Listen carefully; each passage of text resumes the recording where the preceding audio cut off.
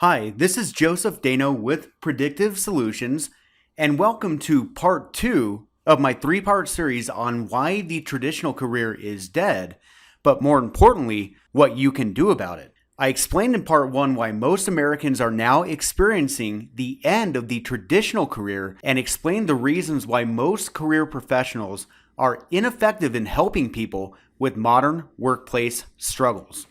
People can no longer expect to build a life around stable companies to develop careers. Most of us observe our friends and family failing with the traditional career paths that we were taught to follow. But most of us know that there's something that has changed quickly and dramatically since our parents were working. But for those that are paying attention to the current workplace trends and know how to work with them, opportunities are abundant. So let's dig right into some quick facts. In part 1, I presented data from the Bureau of Labor Statistics showing that nearly 40% of Americans are currently not in the workforce. This is the highest number of people checked out of employment since the Vietnam War. The charts show that around the year 2000, we noticed a trend in the labor force participation rate that has continued through today. Then the COVID lockdowns caused the sharpest drop in the labor force participation rate in the chart's history. Here's a quick update regarding the post-pandemic workplace trends. On June 14, 2021, the Wall Street Journal produced an article showing that we have the highest quit rate in the country since the year 2000. They mentioned that as people gravitate to jobs more suited to their skills, interests, and personal lives, the article goes on to say that the shift by workers into new jobs and careers is prompting employees to raise wages and offer promotions to keep and hold talent. Despite the fact that the unemployment rate is low, the number of available positions throughout the country has actually doubled. Since April of 2020, there has been a spike in demand that has now given job seekers the upper hand. People are choosing to quit and companies are desperate for talent. People are gaining leverage in negotiations with less workers in the labor force. This is the job market supply and demand situation that I explained in part 1. As an example of this, McDonald's began offering $50 just to show up for a job interview. Even low-skilled workers have a form of leverage that never used to exist. Then almost exactly a month later, they stepped up and offered iPhones to new employees. Why rent out your time for minimum wage when qualifications to work a gig job such as DoorDash or Lyft pays more per hour and has a flexible schedule? The gig economy is showing people that they can work independently and walk away from dead-end jobs. This trend of people checking out of the traditional job is so prevalent that even LinkedIn is now calling this the Great Resignation.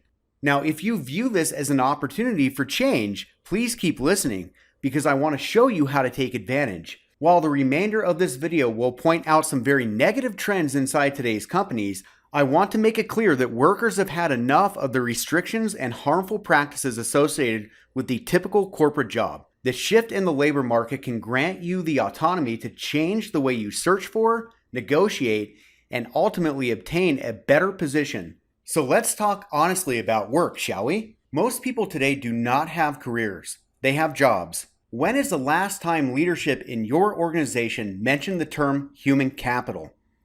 As an expert in it, I can tell you that human capital seems to be a term that no longer exists in today's work environment. As a 12-year practitioner of applied psychology in the workplace, I have fought a consistent uphill battle with leadership, explaining that all employees are in fact a form of human capital. As an individual that provides a benefit to the company, you should always be viewed as an investment. Being an investment would mean that you are a resource to an organization. So because all resources, human or not, are assets, it would be rational to assume that the company would care about maximizing the investments they make. But if companies cared about the investments they made, they would also have to care for your professional development. They would appreciate your unique attributes and be happy to utilize as many of your human capital assets that you can offer. But of course, if they did that, they would also be forced to compensate fairly. But most people are worth a lot more than their job description, and you are not a job description. You're a human being with needs. Employers fail to acknowledge that employees exchange energy and time for pay, and that the employee resources used come in the forms of physical, emotional, and mental energy. The worse the employee-employer fit, the more negative resources employees expend at work. The better the fit, the more positive resources employees expend. But right now, in the eyes of most companies, none of that seems to matter. That's despite the fact that utilizing talent properly correlates to higher worker productivity. Everything about your job description is strictly implemented for the benefit of the company. HR is there to protect the company from you. You are a liability to them because they have to pay you, which makes you a risk. The job of HR is to strictly execute the goals of the CEO and leadership. Human resource professionals fail at understanding that it is not impossible for employees to have a complementary relationship with their employers, and that is why human resources is not actually about human resources. If HR was doing their jobs properly, they would seek a higher standard of job fit, and in return, you would complement the organization. You would be naturally engaged in your daily tasks. The company would benefit by quantifying all of your knowledge, skills, abilities, and other personal characteristics, not just some of them. They would do this through not just resumes and interviews, but also through quality psychometrics and other professional development trainings. They would make you a part of their succession plan, and they would be eager to use all the information that they know about you for the benefit of the company, and in turn, they would be empowering you as well. Now, a company may help you become better at your job, but that's different than utilizing all of your talents.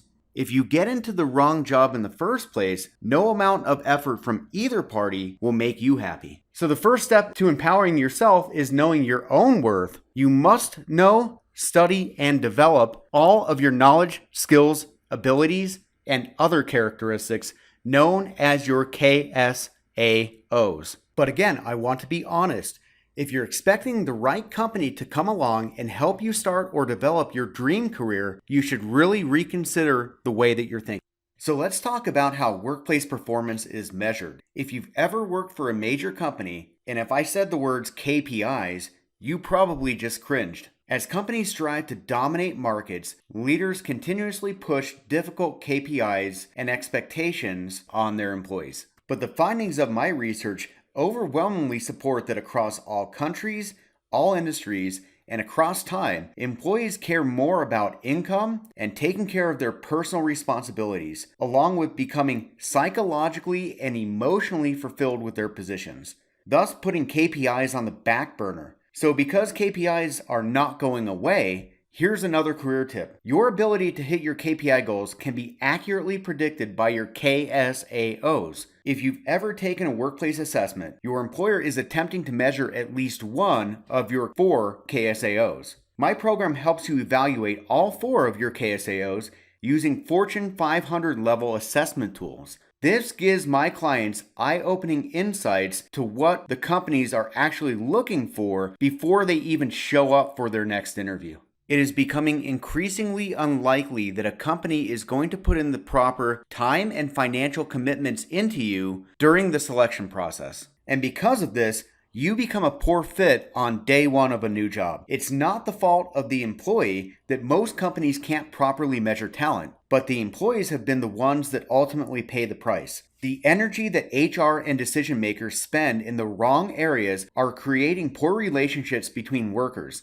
This includes continuously blaming the employee for things they have no control over, which often leads to poor organizational citizenship behaviors, workplace deviance, job hopping, which then leads to less than desirable resumes, which cycles into difficulties finding the next job opportunity, which leads to stress and health issues, family issues, divorce, drug and alcohol abuse, and for many people, shortened lifespans. One of the largest reasons why people struggle to perform and hit goals at work is because people are not negotiating the most important factors of their work-related needs into the job offer. Too many people are conditioned to believe that the institution in which you're applying to is an authority and that this authority knows better than you about what you're capable of doing and what you need. In addition, most job candidates are afraid of negotiating salary or other important personal job requirements during the selection process. Most people believe that acting authoritative during the selection process will only lead to your rejection, and that's simply not the case, especially with the current mass labor shortage. As the job candidate, You need to have a strategic plan to close the deal that is truly beneficial for both parties.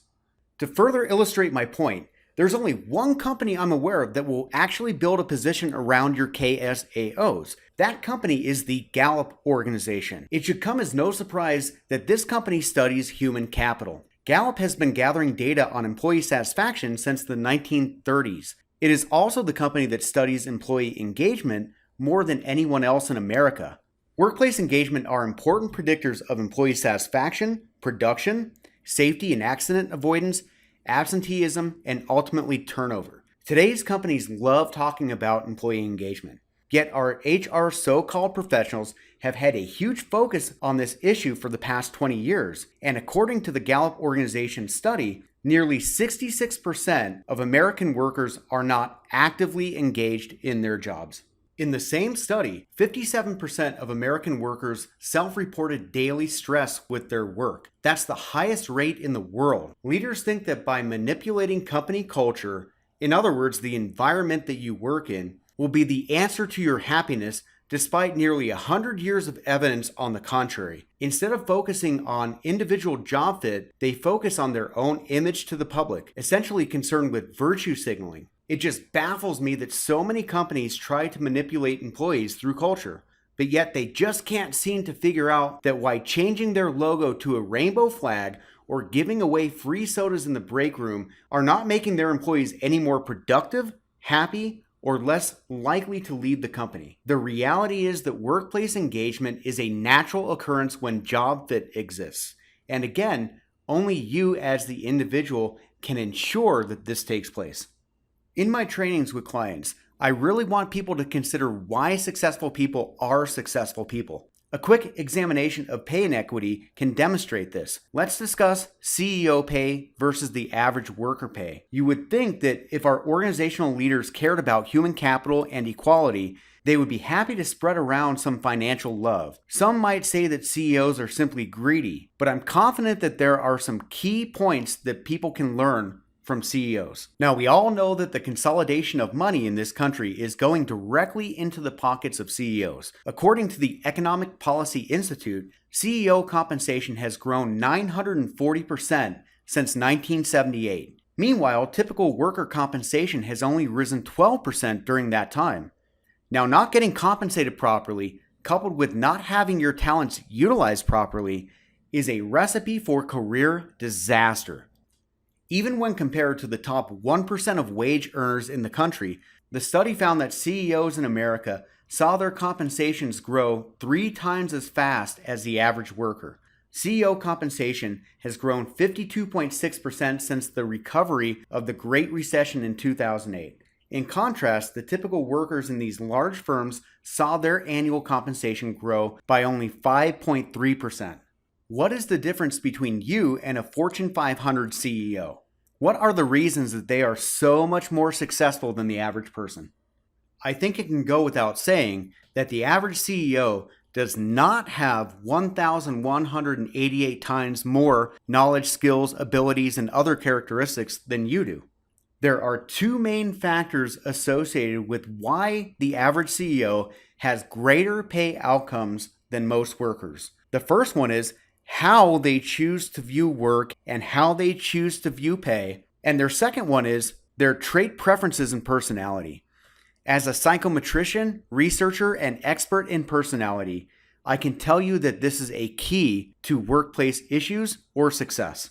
I hope that I was able to highlight that the current workplace trends are turning in the favor of the worker. I don't think that there's a better time than now for people to start empowering themselves. For too long, the workplace has not provided an optimal environment for individuals to create the most quality outputs. But by knowing your true human capital worth, you can take control over your life. The only way is for you to develop a plan and path for your future. As mentioned earlier, the less control people have over their lives and careers, the more likely it is that they will experience negative physical and mental health effects. The opposite is true as well. The more control you have over your job and career, the more likely it is that you will have positive physical and mental health. In order to be successful, a good starting place is developing a plan to eliminate all the negative variables that you simply have no control over. That begins with self-confidence in knowing your KSAOs in detail. If this message has resonated with you, I encourage you to place value upon yourself by understanding yourself, developing yourself, and learning to apply your unique attributes. So join me in part 3, in which my lessons are outlined in detail. I will also discuss what you should avoid when seeking a career professional and provide free tips that you can incorporate into your life today. Predictive Solutions offers interactive video content delivered on a self-paced learning management platform. Coupled with one-on-one virtual meetings, clients enjoy an enriching experience with action items that you can implement now to start improving your future. My programs always use an evidence-based, scientific approach based upon peer-reviewed research and real-life applications in the field of industrial and organizational psychology. Thanks for watching.